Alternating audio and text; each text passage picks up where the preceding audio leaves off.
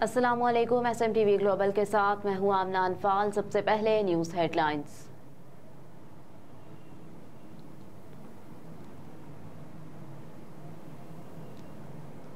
नवाज शरीफ एहतसाब अदालत में पेशी के लिए मरी से इस्लामाबाद पहुंच गए। नवाज शरीफ आज इस्लामाबाद की एहतसाब अदालत और इस्लामाबाद हाई कोर्ट में पेश होंगे।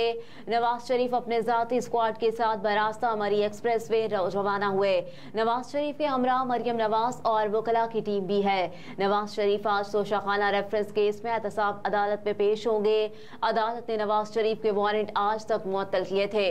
जज एहतसाब अदालत मोहम्मद बशीर ने नवाज शरीफ को पेशी के लिए 1:30 बजे तक का वक्त दिया था। नवाज शरीफ के वकील कासिम मिसबा ने इस्लामाबाद की एहतसाब अदालत में 3 दरखास्तें दायर की हैं।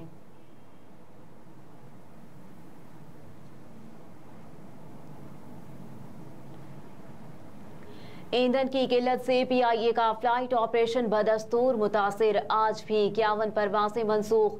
कौमी एयरलाइन के माली बहरान से जुड़ा ईंधन का अहम तरीन मामला हल न हो सका, जिस बिना पर बहुत कम तैयारों को कोटा सिस्टम की बुनियाद पर ईंधन मिल पा रहा है। मंगल 24 अक्टूबर के लिए PIA की 51 मुल्की और गैर मुल्की परवासें मनसूख कर दी गई। फ्लाइट शेड्यूल के मुताबिक कराची इस्लामाबाद की 4 परवासें PK 300, PK 301 और PK 368 और PK 359 कराची तुरबत की PK 501 और PK 502, लाहौर की PK 302, PK 303, PK 306, Karachi Sukkur PK 536 और PK 537, कराची कोयटा की PK 310 और PK 311 भी मनसूख हैं। कराची के लिए दमाम से PK 242 मनसूख की गई हैं।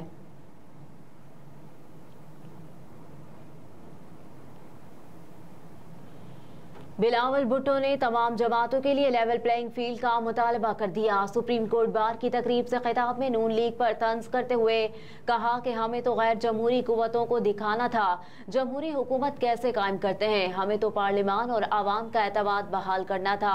मजीद कहा कि रातों रात सारे इदारे न्यूट्रल हो रहे थे। वाह जी वाह, सब एक ही इदारे के जरिए एहतसाब के कायल हैं।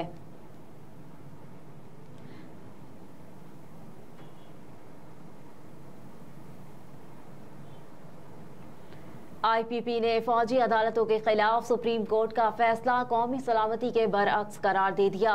IPP की तर्जुमान फिरदौस आशी कवान ने कहा कि मुल्क दुश्मन अनासिर और गैर मुल्की एजेंडों पर काम करने वालों से आहनी हाथों से निमटना जरूरी है। मजीद कहा कि माजी में ऐसा कानून न होने की वजह से गैर मुल्की एजेंडों के खिलाफ मजबूत फैसले न किए जा सके। दूसरी जानिब IPP रहनुमा फयाजुल हसन चौहान ने सुप्रीम कोर्ट के फैसले को मुतनाज़ करार देते हुए कहा कि पाकिस्तान में मिलिट्री कोर्ट्स में आर्मी एक्ट 1952 के तहत सैकड़ों सिविलियंस के मुकदमात चल चुके। मजीद कहा कि तहरीक इंसाफ के दौरे हुकूमत में भी 29 सिविलियंस के मिलिट्री कोर्ट्स में मुकदमात चले थे।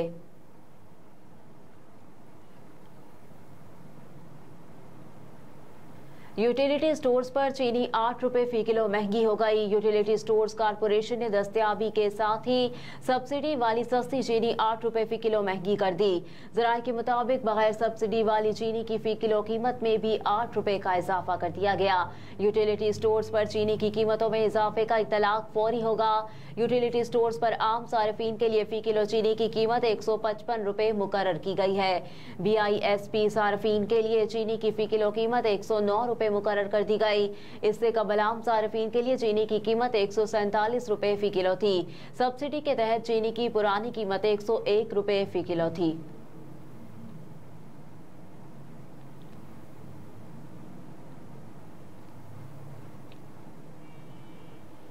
पास्को गंदम खरीदारी का हदफ मुहासिल न कर सका। 10 लाख टन गंदम दरामद करने का फैसला। ज़राए के मुताबिक पास्को गंदम खरीदारी का 75% हदफ ही हासिल कर सका है। पास्को की 75% गंदम खरीदारी के बायस हुकूमत ने 86 अरब रुपए मालियत की 10 लाख टन गंदम दरामद करने का फैसला किया है। ज़राए का कहना है कि गंदम खरीदारी का हदफ 78 लाख टन था, तहम खरीदारी 58.5 लाख टन की हो सकी। पास्को ने 18 लाख टन के हदफ के मुकाबले मुकाबले में 13 लाख टन गंदम खरीदी। पास्को के हद फासिल न करने के बाद स्ट्रेटेजिक ज़खायर के लिए गंदम खरीदारी करना पड़ रही है।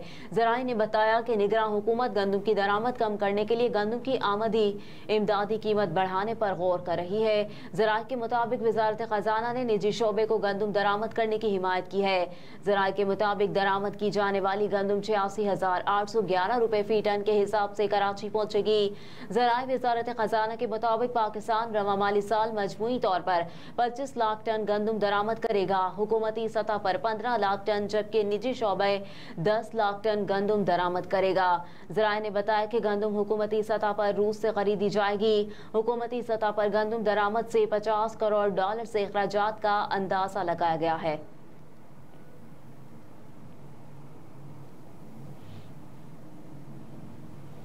2 साल से फिटनेस टेस्ट नहीं हुआ। वसीम अकरम खिलाड़ियों की फिटनेस पर Barham. ICC cricket world cup में अफगानिस्तान से शिकस्त के बाद जहां शायकीन क्रिकेट उदास हैं, वहीं साबिक क्रिकेटर ने भी शदीद गम और गुस्से में मुब्तला है। ऐसे में स्विंग के सुल्तान वसीम अकरम ने खिलाड़ियों की फिटनेस पर गम और गुस्से का इजहार करते हुए मैनेजमेंट को आड़े हाथों ले लिया। निजी टीवी के शो में गुफ्तगू करते हुए वसीम अकरम ने कहा कि शर्मिंदगी की बात है कि अफगानिस्तान 2 विकेटों के नुकसान से 280 जैसा बड़ा स्कोर बना गया। वसीम अकरम ने बरहमी का इजहार करते हुए कहा कि हमारे खिलाड़ियों का फिटनेस लेवल देखें। हमें कई हफ्तों से टीवी स्क्रीन पर चीखें मार रहे हैं कि 2 साल से खिलाड़ियों का फिटनेस टेस्ट नहीं हुआ। उन्होंने किसी भी क्रिकेटर का नाम लिए बगैर नाराजगी का इजहार करते हुए कहा कि मैं अब क्या खिलाड़ियों के इंफरादी तौर पर नाम लूं जिनके इतने बड़े बड़े मुंह हो गए। इन्हें देखकर लगता है जैसे रोजाना 8-8 किलो कड़ाही खाते हैं।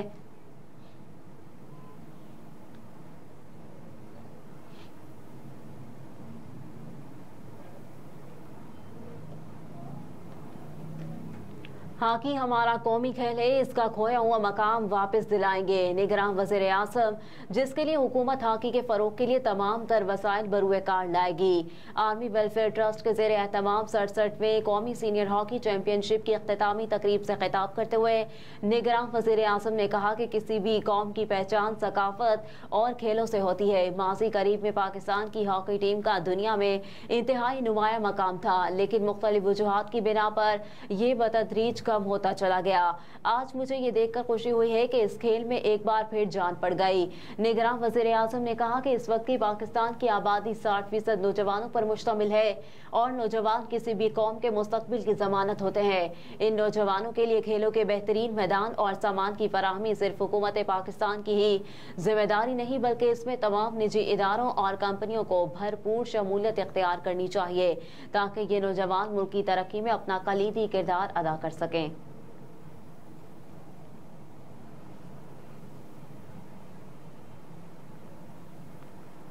गजा में इसराइली हमले तवील मुद्दती नताइज का बायस बन सकते हैं। अमेरिका के साबिक सदर बराक ओबामा ने इसराइल को खबरदार करते हुए कहा कि गजा में कार्रवाइयां तवील मुद्दती नताइज का बायस बन सकती हैं।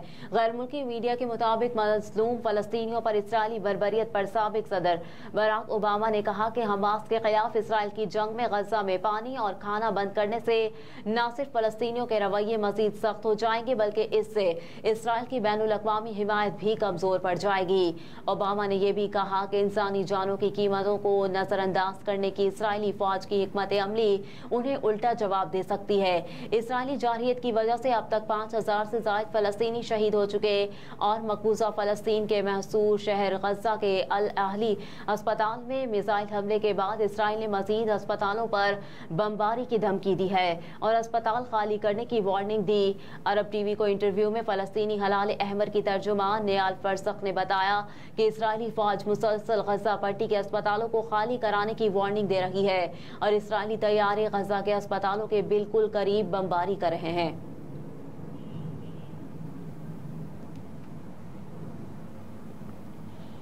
और शाम में एक ही दिन में 3 अमरीकी फौजी अड्डों पर हमले। इसराइली अखबार ने कहा कि ईरान की हामी इराक मलेशिया ने एक ही दिन में 3 अमरीकी फौजी अड्डों पर हमले की जिम्मेदारी कबूल की है। इसराइली अखबार के मुताबिक इराकी मलेशिया ने इराक और उर्दन बॉर्डर पर भी अमरीकी बेस को निशाना बनाया। इस हवाले से अमरीकी हुकाम की जानिब से फौरी तौर पर कोई रद्द-ए-अमल सामने नहीं आया। दूसरी जानिब इसराइली फौज ने लिबनानी सरहद पर हमला करके हिजबुल्लाह के 4 कारकुनों को शहीद कर दिया। जबकि इसराइली फौज ने जनूबी लिबनान पर मिसाइलों से भी हमले किए। सरहदी कस्बे कुफर कला और शुमाल में तल निहास के करीब अल-हिराज के इलाके निशाने बनाए गए। उधर हिजबुल्लाह का दावा है कि इसने शीबा फार्म समेत मुख्तलिफ इलाकों में इसराइली फौज के 5 ठिकानों पर गाइडेड मिसाइलों से हमले किए और दीगर 2 हमलों में इसराइली टैंक और फौजी गाड़ी तबाह की गई।